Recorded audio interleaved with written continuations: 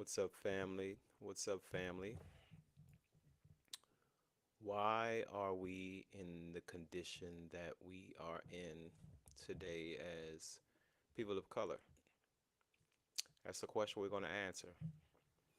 Um, we're going to start by opening up the Word, and we're going to look at a chapter that has been misinterpreted. It's been misapplied. It's been, overlooked. It's even been ignored.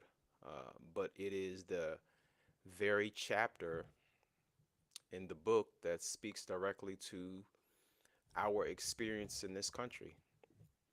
Deuteronomy 28 is what we're going to look at. And when we look at Deuteronomy 28, we're going to realize that it is a prophecy. Of course, it was written by Moses. It was written by a man whom the Bible actually calls a prophet. In fact, in Deuteronomy chapter 34, Deuteronomy chapter 34, in verse 10, it says, "But since then there has not arisen in Israel a prophet like Moses, whom the Lord knew face to face." And so the Bible refers to Moses as being a prophet. Uh, and if he is referred to as being a prophet, that means that the book of Deuteronomy could be, in some ways, a book of prophecy. And so everything in it is not necessarily something that happened in the past. It could be some things that will happen in the future. And, of course, we all know that he wrote this book as the children of Israel were preparing to go into the promised land. And so he's standing before them as their leader, as their intercessor, as their prophet. And he is delivering to them the words that God has given him. And in this particular chapter that we're going to be looking at in chapter 28, he basically he gives them these two paths.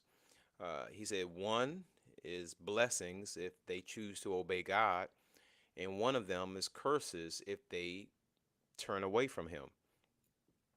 And so what's amazing about prophecy and this particular one in general is that it's written thousands of years ago, but when we look at the pages and the text of this scripture, we see that it mirrors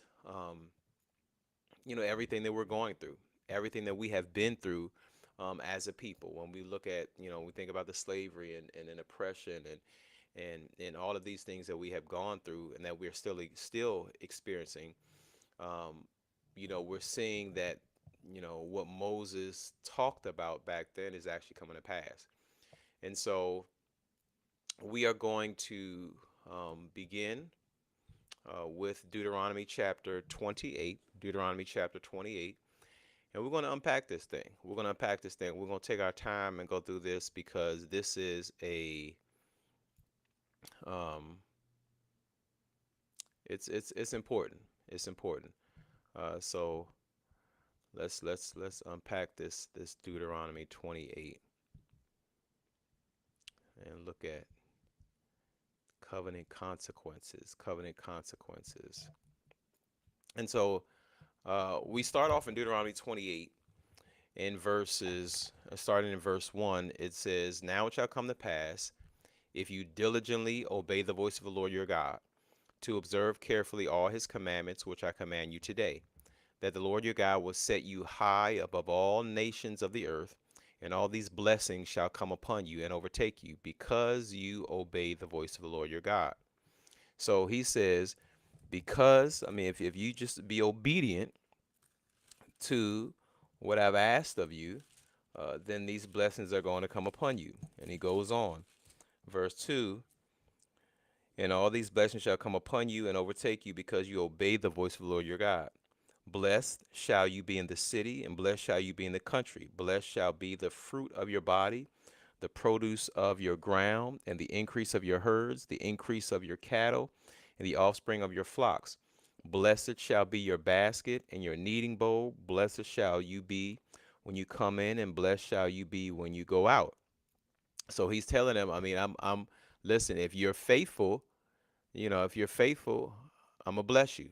If you're faithful, I'm going to bless you. Uh, the Lord, verse 7, the Lord will cause your enemies who rise against you to be defeated. Before your face, they shall come out against you one way and flee before you 7 ways. The Lord will command a blessing on you in your storehouses and in all to which you set your hand, and he will bless you in the land which the Lord your God has given you.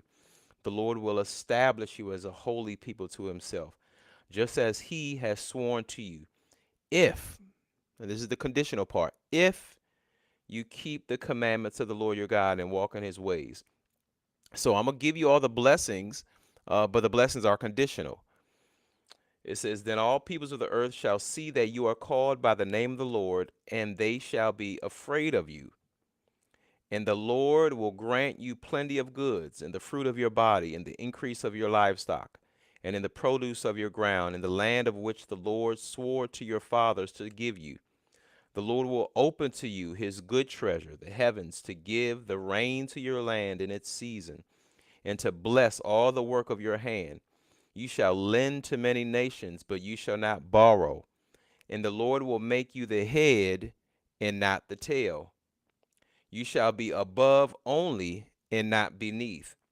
If, once again, the conditional part, if you heed the commandments of the Lord your God, which I command you today, and are careful to observe them, so you shall not turn aside from any of the words which I command you this day, to the right or to the left, to go after other gods to serve them. And so the covenant here, he's making a covenant basically with them. He said, listen, if you're faithful, if you keep my commandments, if you're obedient, if you do what I've asked you to do, then it's real simple. I'm going to bless you. I'm going to bless you. But then verse 15 is where it gets uncomfortable, because he says, but it shall come to pass if you do not obey the voice of the Lord your God. If you do not, all right? If you do not obey the voice of the Lord your God, to observe carefully all his commandments and all his statutes, which I command you today, that all these curses will come upon you and overtake you. So if you're obedient, I'm going to bless you. It's real simple. It's real simple. If you do what you're supposed to do, then I'm going to bless you. But if not, if you are disobedient, then there are going to be consequences and repercussions. You know, when you were growing up and your parents would say, listen, I mean, I'm going to take care of you. I'm going to, give you allowance, do all of this other stuff, or whatever. I'm going to take you out. If you make sure the house is clean your room, do all this other stuff. But if I come home and things are not taken care of, there are going to be consequences and repercussions. Consequences and repercussions. And so what happens is he says, if listen, he says, verse 16, cursed you shall be in the city, and cursed you shall be in the country. Cursed shall be your basket and your kneading bowl. Cursed shall be the fruit of your body and the produce of your land, the increase of your cattle and the offspring of your flocks. So he just continues to go through all of these curses. Now I'm gonna jump down to verse 29. I'm gonna jump down to verse 29 because this is where it begins to get uh, personal. This is where it begins to get personal. This is where he begins to unpack some things that are, you know, um, speaking basically directly to us. He says in verse 29, and you shall grope at noonday as a blind man gropes in darkness. You shall not prosper in your ways. You shall be only oppressed and plundered continually, and no one shall save you. You shall be oppressed and plundered continually, and no one shall save you. So this starts off with this grope at noonday. This groping at noonday as a blind man gropes in darkness. So this basically conveys a state of confusion, of disorientation, of a lack of direction, and this is exactly what we as people of color in this country, as African Americans, quote unquote, black people, have experienced. We have been stripped of our identity. Enslaved Africans. We were. Our people were forced, or better yet, forcibly removed from, their homeland. They were cut off from their culture, from their, spiritual, historical roots, from their language. They were given other names. Their heritage was taken away and better yet erased, and leaving them simply, basically in the dark. In the dark for their identity. That's what we're talking about, reclaiming our identity. We talk about the miseducation and the deception that we have received. If you think about from slavery to Jim Crow, we have deliberately been denied access to education, to history, our own history, even today. And this is why we're doing, these lessons even today.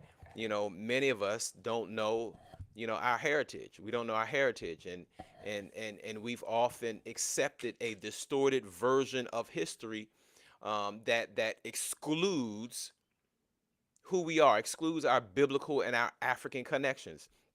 Then you have the spiritual blindness.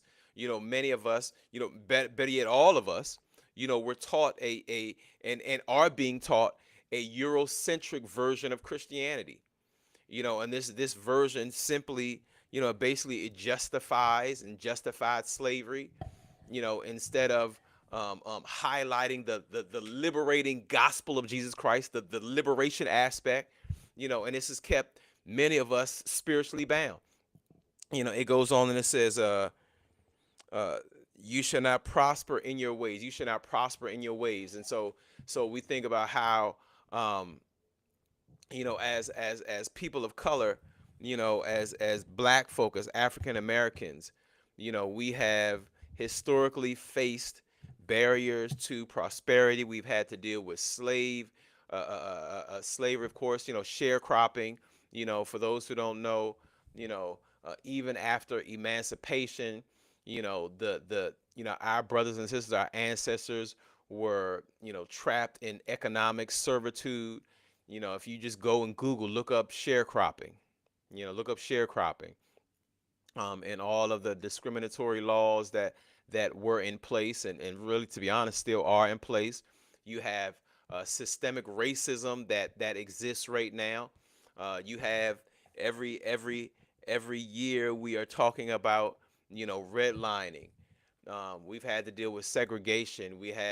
Today we have to deal with the discriminatory hiring practices that have prevented us from building generational wealth. If you think about the destruction of black prosperity, you have thriving, communities, thriving black communities like Black Wall Street in Tulsa, Oklahoma, and Rosewood. And when we began to thrive, they were destroyed.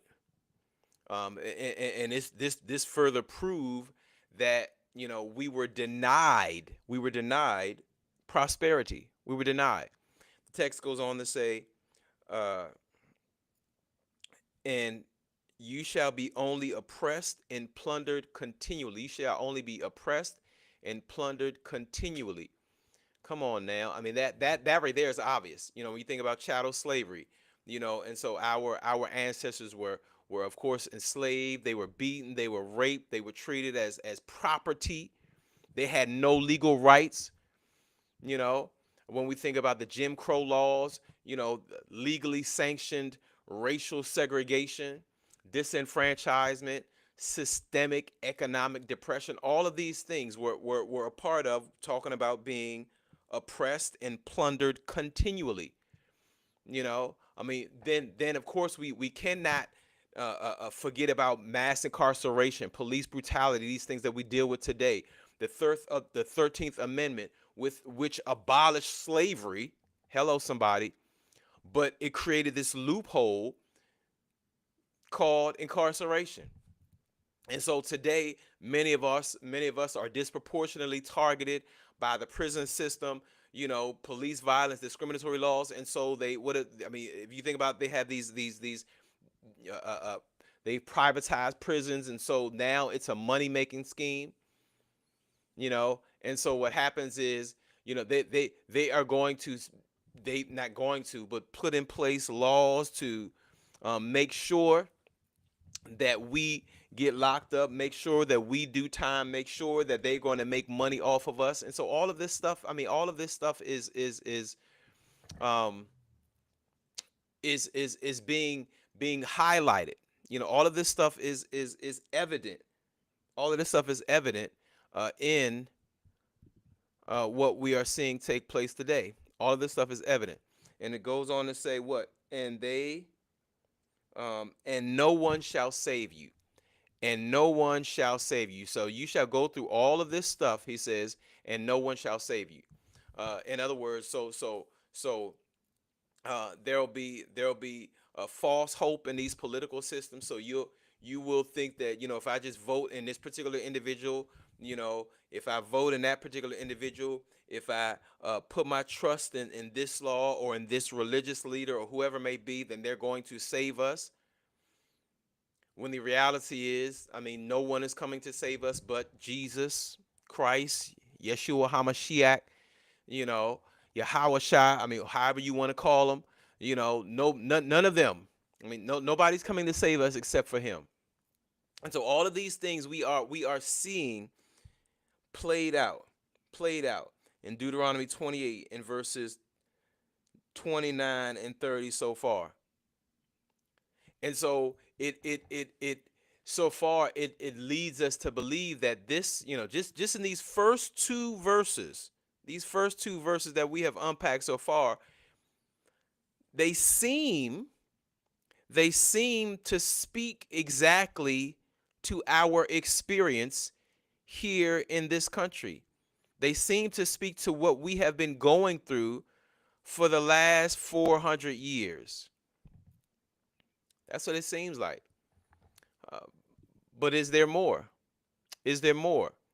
There is more. There is more. And we are going to unpack more of that. We're going to unpack more of that. We're going to begin in verse 31 in our next video. If you have not done so, please, if you are watching this on YouTube, please subscribe, Reclaiming My Identity, subscribe, like, and share. And we will definitely see you in the next video.